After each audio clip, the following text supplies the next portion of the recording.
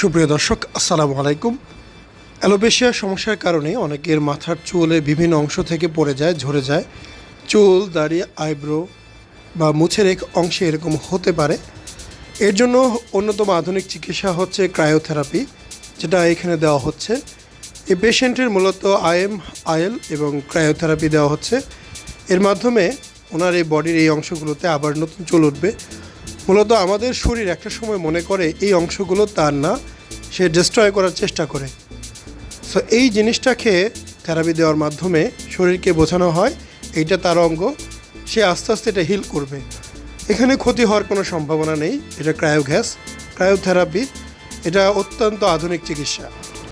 চুল এবং ত্বকের সমস্যার জন্য আমাদের সাথে যোগাযোগ করতে পারেন। আমরা চেষ্টা করব আপনাকে সঠিক একটি চিকিৎসা দেওয়ার জন্য। এছাড়াও আমাদের ক্লিনিকে ভিন্ন ধরনের অনেকগুলো চিকিৎসা হয়ে থাকে, সেটা জানার জন্য অবশ্যই আমাদের হোয়াটসঅ্যাপ বা ইমোতে SMS করবেন। সম্পূর্ণ ভিডিও দেখার জন্য আপনাদের অসংখ্য ধন্যবাদ।